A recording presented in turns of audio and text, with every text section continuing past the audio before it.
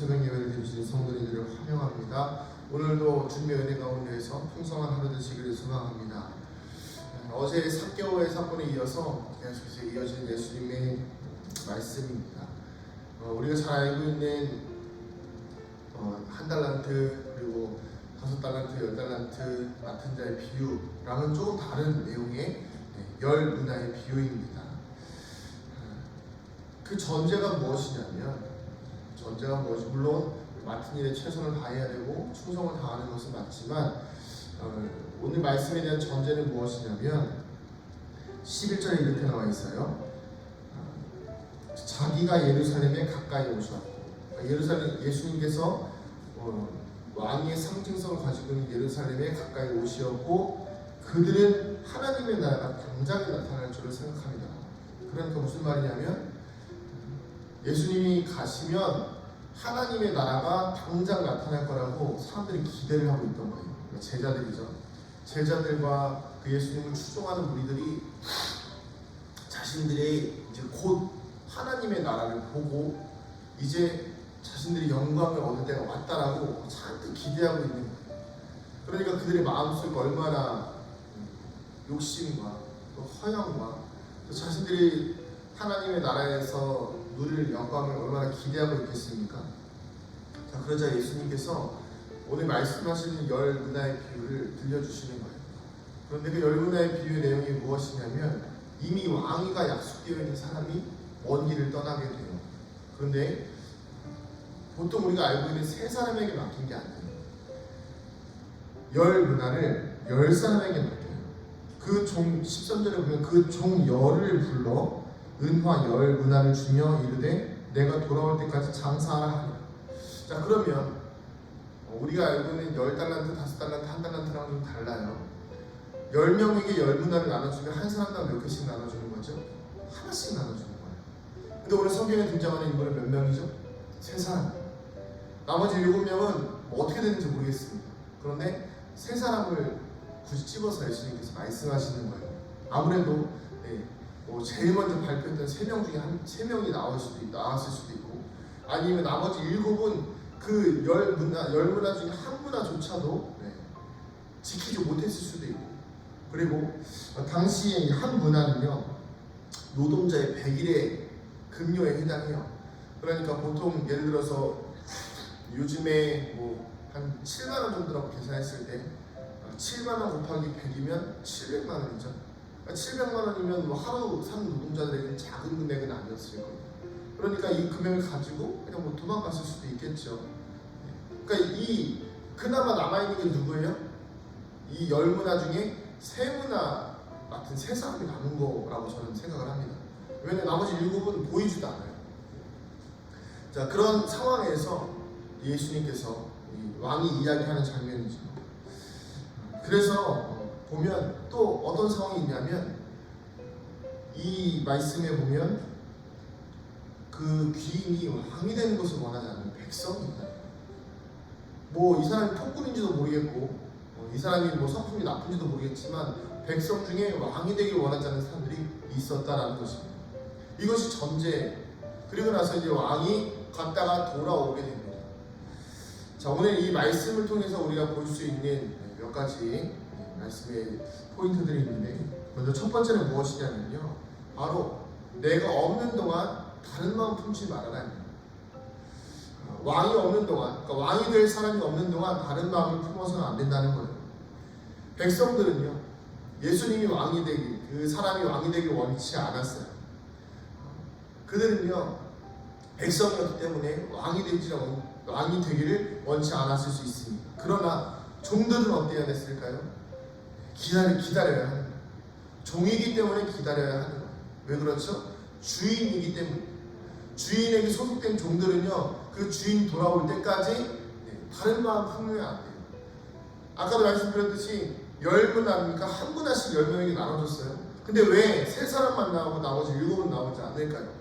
여러 가지 다른 비유들이 나올 수 있겠지만 굳이 이 7명이 안 나오고 3사람만 나온 이유가 무엇일까요?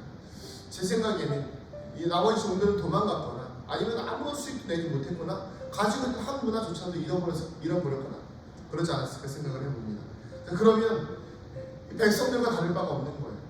백성들과 같이 그 주인이 왕되는 것을 싫어하거나 아니면 주인에게 맡은 이 문화를요 그냥 뭐 군대 갔을 때 고무신을 거꾸로 신듯이 그냥 배반해 버리는 거예요.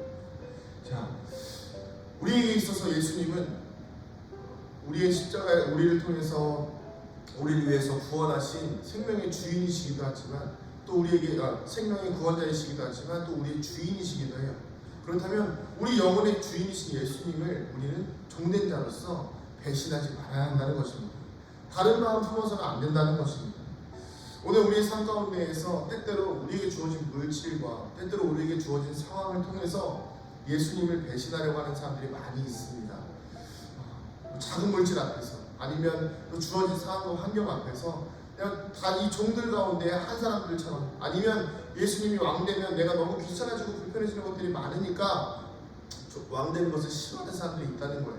그러나 우리 종된 자들은 예수 그리스도의 종된 자들은 다른 마음 품어서는 안 됩니다. 주인이 돌아오실 때까지 기다려야 하는 것입니다. 주님 다시 오실 날이 언젠가는 옵니다. 우리가 죽어서라도 아니면 정말 우리의 살아생전에서 예수님께서 오실 때가 있으시겠죠.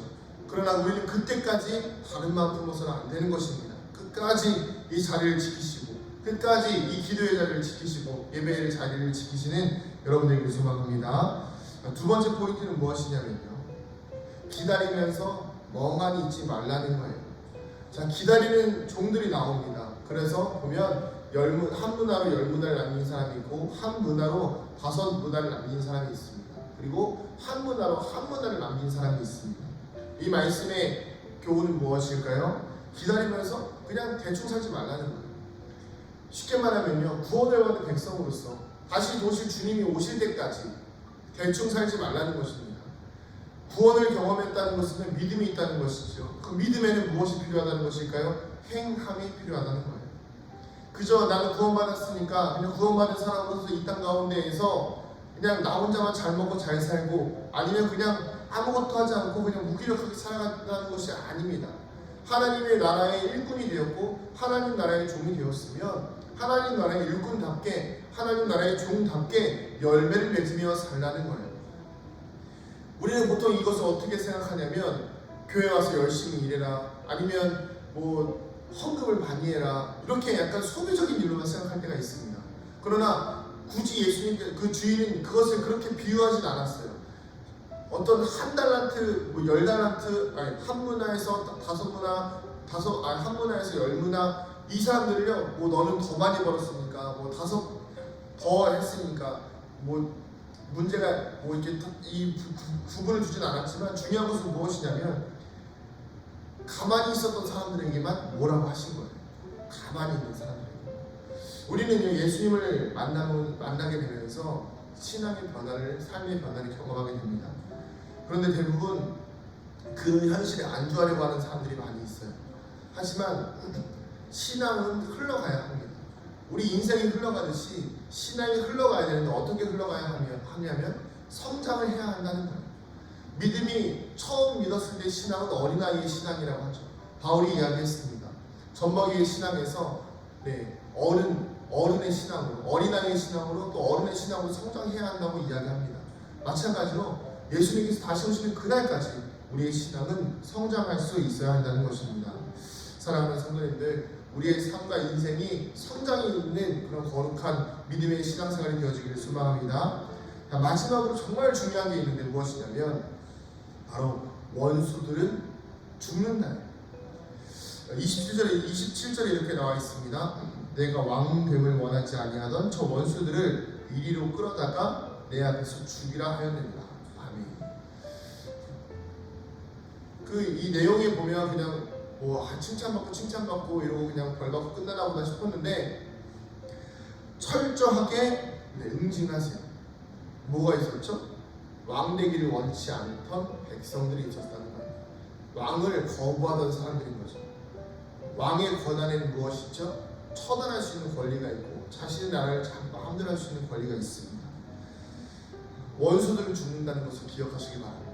그래서 우리가 하나님과 원수가 되어서 안 돼요. 죄를 짓는 것까지는 뭐 인간이니까 어쩔 수 없다 치지만 회개가 없으면 하나님과 원수 되는 거예요. 회개하지 않으시면 안 됩니다. 그래서 날마다 기도가 필요한 거예요. 그래서 날마다 예수님 앞에 내 삶을 내려놓아야 하는 거예요.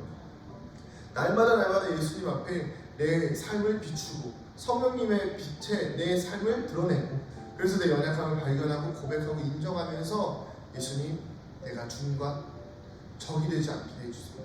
내 안에 주님이 왕 되시는 것을 막는 이 악한 사단마귀의 무리들을 물리쳐 주세요. 기도하는 것입니다. 사랑하는 성도님들, 말씀을 정리하겠습니다. 오늘 말씀은요, 이렇게 예수님이 없는 동안 다른 마음 품지 말아야 하고, 예수님이 기다리면서 멍하니 있지 말아야 하며, 또 특별히 예수님과 원수된 자들은 결국 죽음을 맞이하는 비유를 통해서 예수님께서 말씀하시고자 하시는 내용이 무엇입니까? 맨 처음에 했던 이야기, 그들은 하나님의 나라가 당장에 나타날 줄로 생각합니다. 그러니까 지금 당장 내 눈앞에 보이는 부귀와 영화를 위해서 오늘 하루를 내 탐욕에 젖어서 살지 말라는 것입니다. 언제 주님 오실지 모른다는 거예요.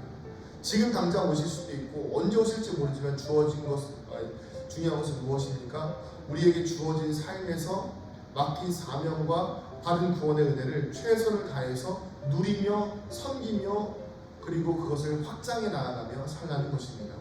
오늘 하루 어떻게 살지를 좀 고민하시기 바랍니다. 그냥 그저 그렇게 신앙생활 할 것인지, 아니면 주어진 은혜를 통해서 더 사랑의 영역을 늘릴 것인지, 더 믿음의 영역을 늘릴 것인지 기도하면서 주님께 묻고 구하는 우리가 되기를 소망합니다. 기도하시겠습니다. 하나님, 우리의 삶과 인생 속에서 주님이 언제 오실지 모르지만 조급해하지 아니하고 당장 눈앞의 영광을 기대하지 아니하며 언젠가 오실 주님을 바라고 소망하며 무기력하게 있지 아니하고 항상 부지런하여 믿음으로 행함이 있는 거룩한 주의 종들 되게 하여 주시옵소서. 예수님과 원수되어 죽임을 당하는 자가 되지 아니하게 하여 주시고, 항상 믿음의 성장, 항상 기도의 분량, 또 예배의 분량들이 우리의 삶과 인생 가운데에서 충만히 채워질 수 있도록 인도하여 주시옵소서. 감사드리며 사랑이 많으신 예수님의 이름으로 기도드립니다. 아멘.